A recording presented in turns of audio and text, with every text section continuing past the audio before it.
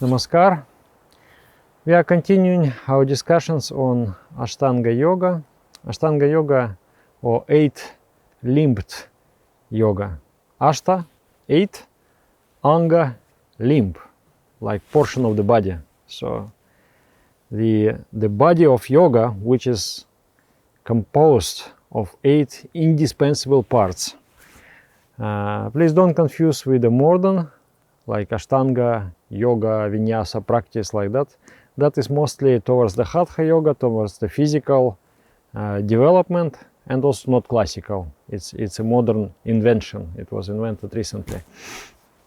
But this Ashtanga yoga is very, very classical. It was formulated by Patanjali, Maharishi Patanjali, a very prominent yogi, and then he wrote the treatise called Yoga Sutram.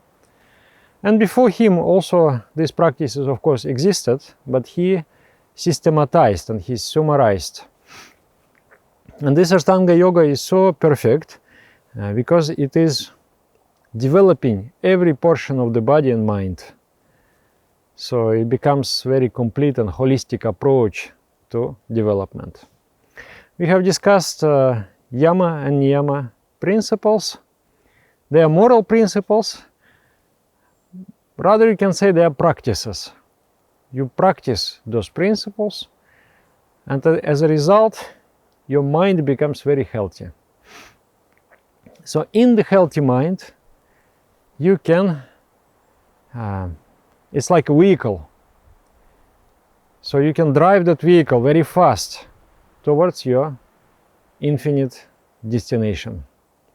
The goal of human life is to realize infinity, to realize infinite cosmic consciousness, or Brahma, supreme entity, supreme non-attributional entity.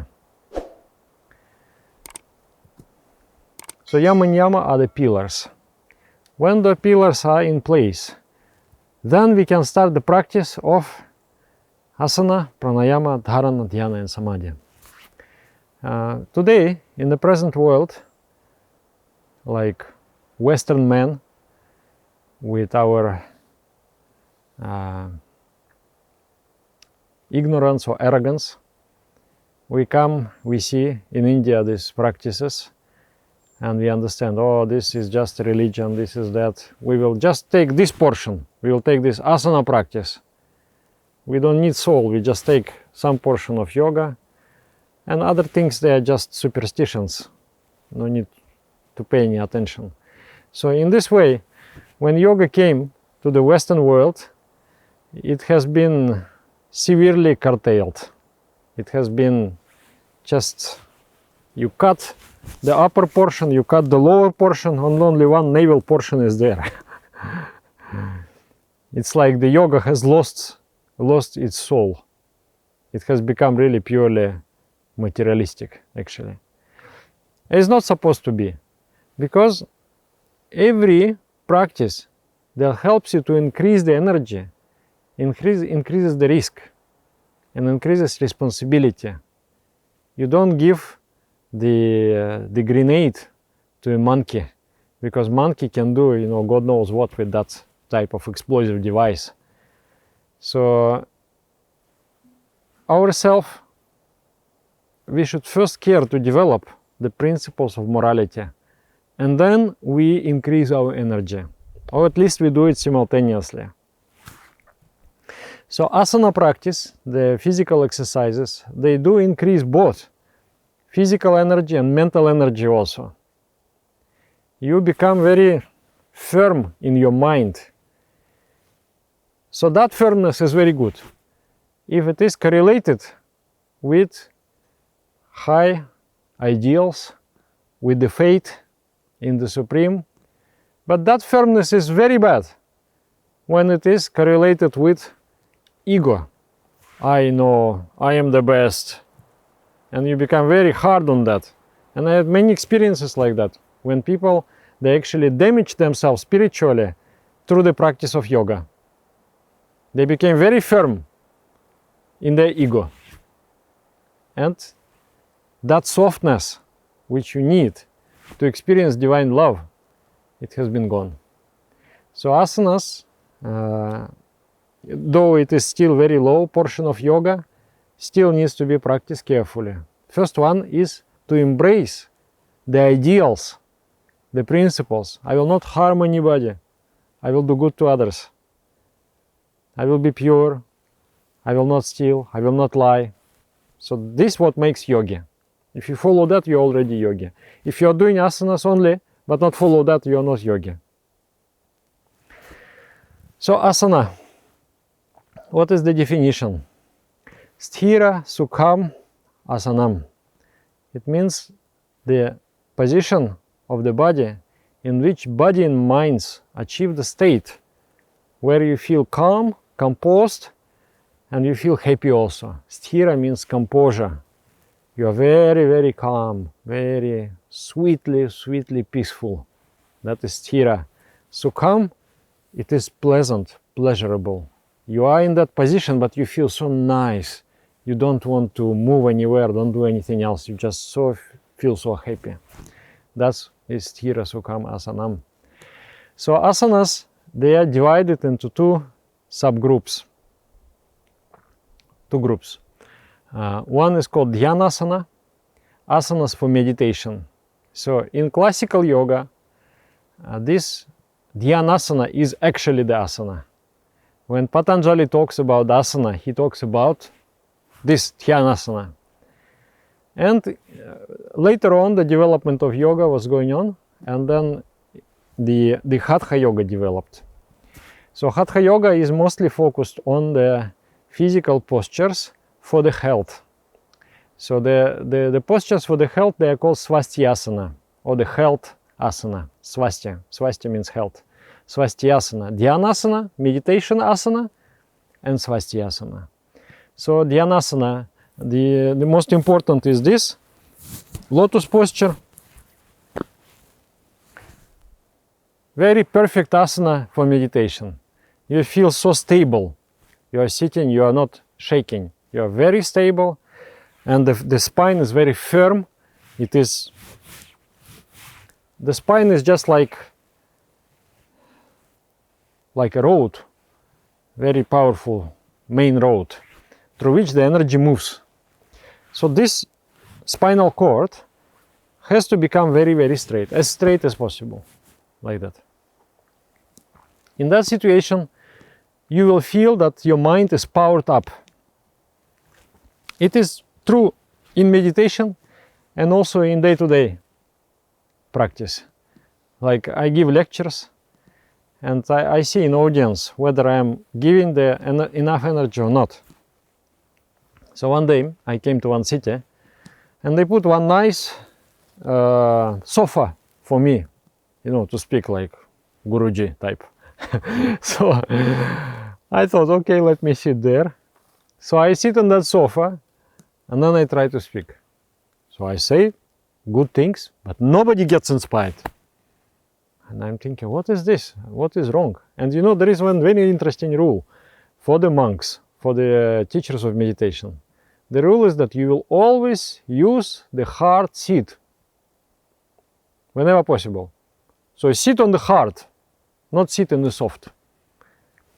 I didn't understand, maybe just to suffer, little bit, not to be too much luxurious, I was thinking.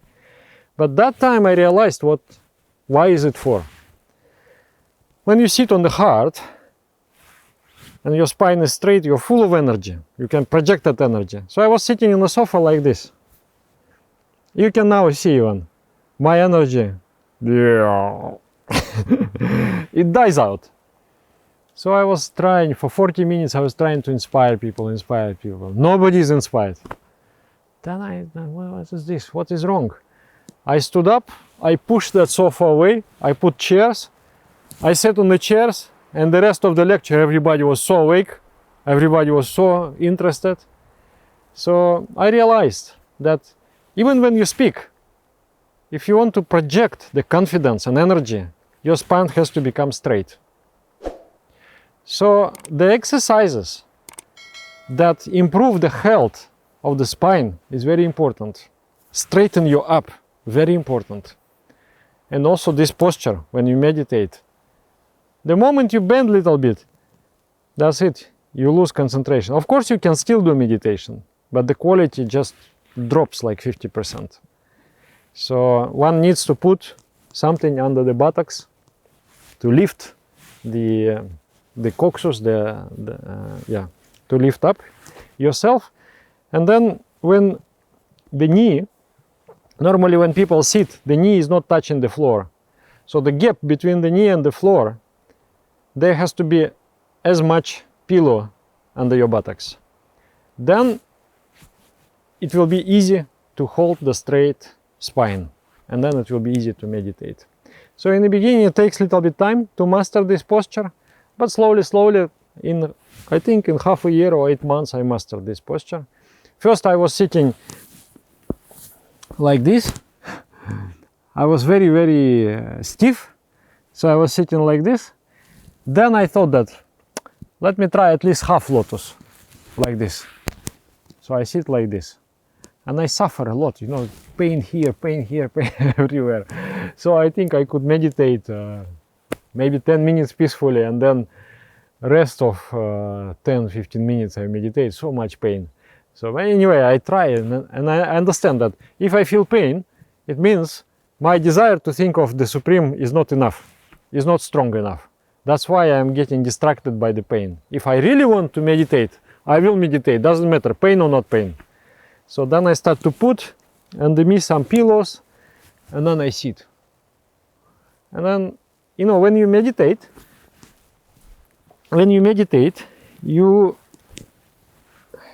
I think brain develops some kind of chemical.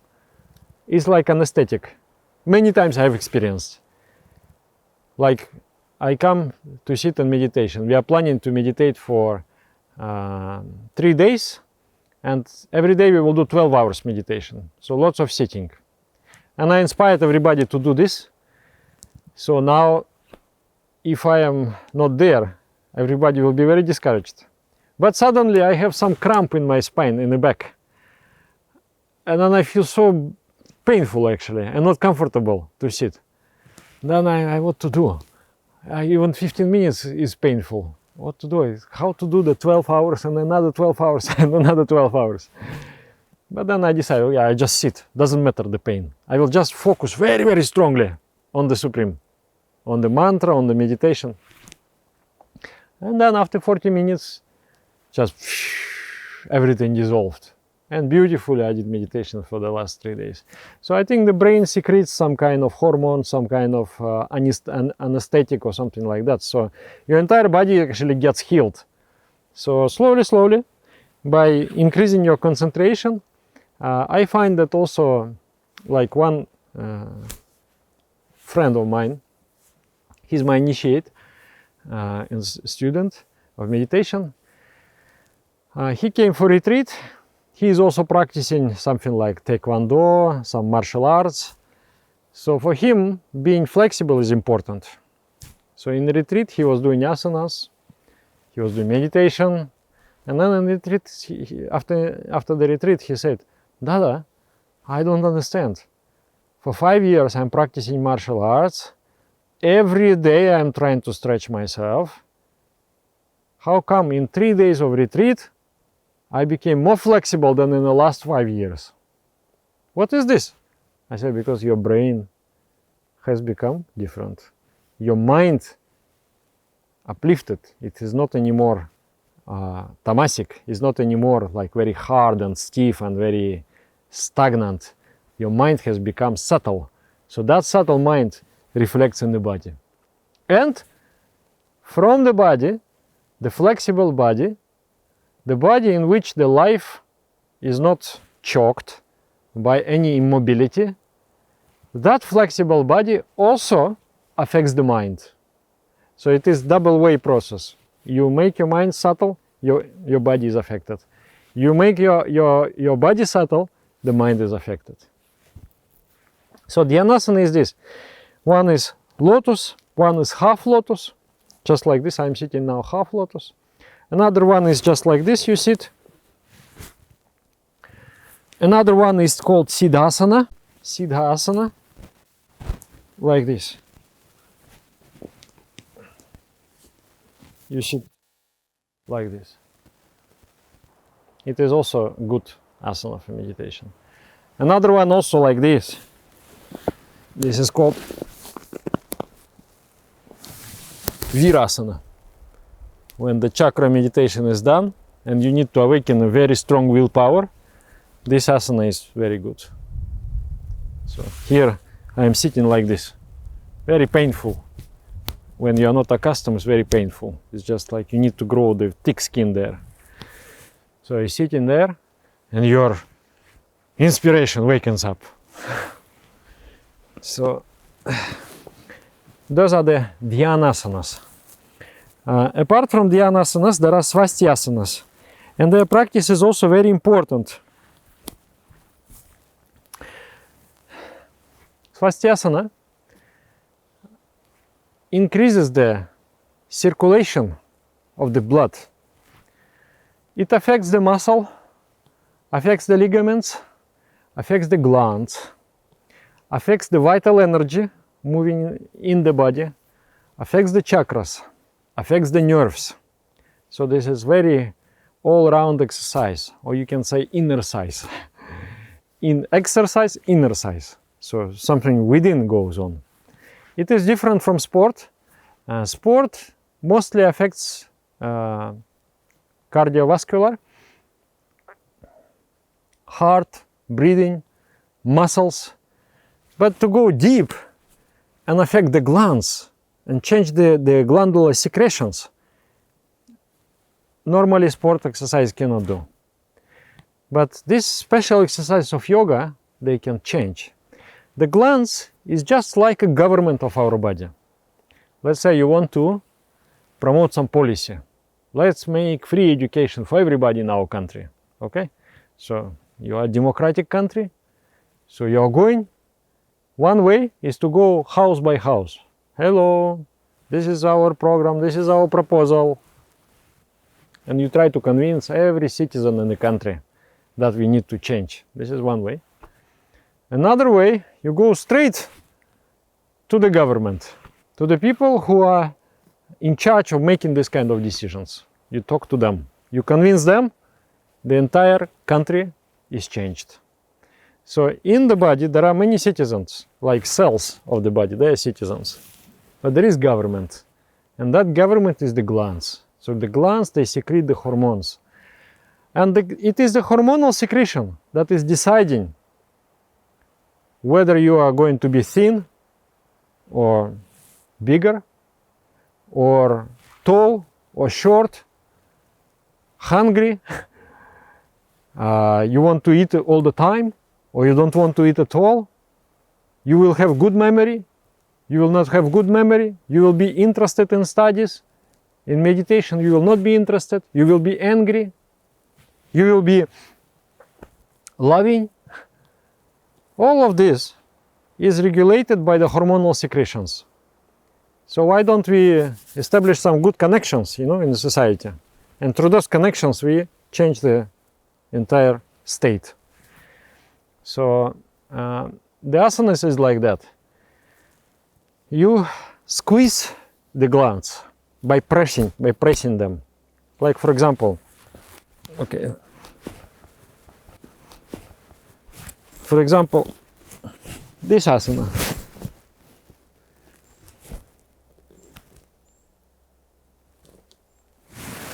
What is happening?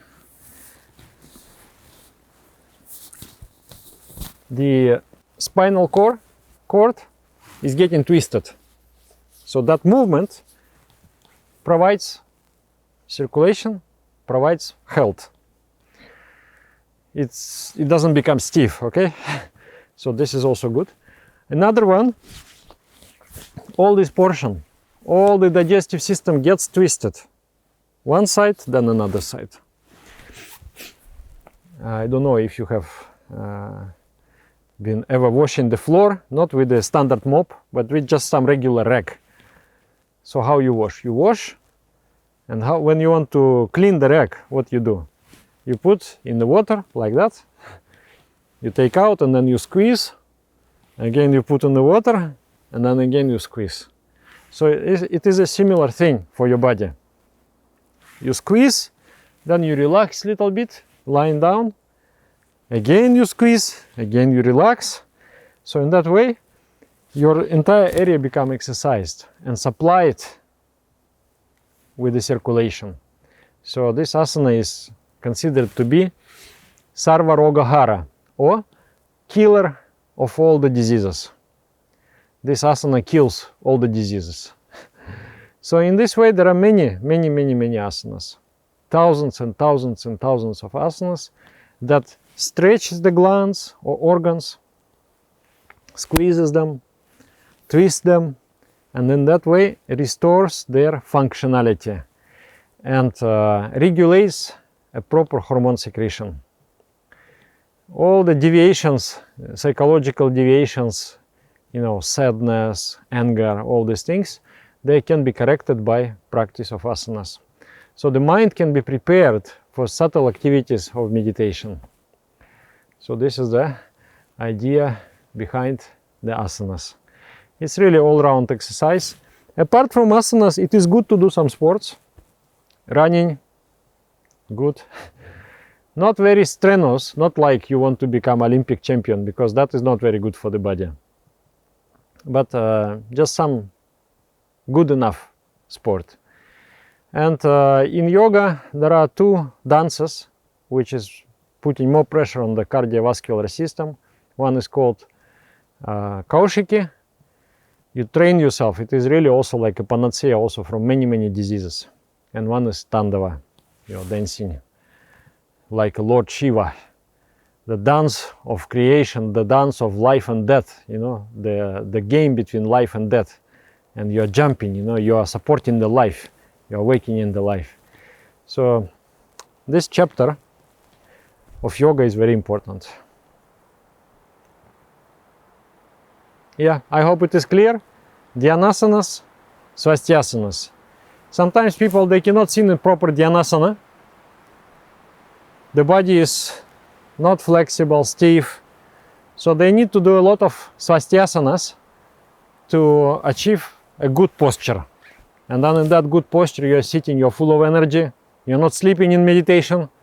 Many times people sit in meditation and then this is called fishing. There are many styles, One style is just like a woodpecker, like this.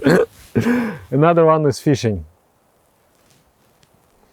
Another one falling backwards. So it is because of maybe too much stress. The body is very exhausted, not rested, and also the posture has to be good. So through Swastyasana, we develop a good posture, we develop good energy, and then we can meditate. So yeah, write in the comments what you think about it. Even to start, at least once a day need to do asanas. Better twice a day. Even if you don't have time at all, even one asana you do, it becomes a good habit. And once you do one asana, your state of mind changes and you want to do more. So it becomes, and after asana, when you have done asanas, you feel yourself really human being. You feel like, this is life. I enjoy my life. Yeah, because such a state of mind, such a pure and soft and calm state of mind. But there are different styles of yoga, actually, I should say. Like a classical yoga, you do asana, you rest. After that, you do another, you rest. Now there are many variations. You flow through this asana, that asana, you change so many. For meditation, maybe they're good for health. For meditation, not very good. You have to learn the proper style. That proper style, you feel after the practice, you feel serenity. You feel very calm and also sweet. You feel like loving feeling. That is the effect of the proper practice of asana. If you are still remaining agitated and things like that, or restless, like too much energy, you don't know what to do with that energy, that's not very proper style. You have to change the style. So I will record later on all the asanas of our system, and we will record some few yoga classes. And here we have also Didyananda Sanjana in this channel. She has been giving some asana classes, so you can learn from there. Okay, see you next video.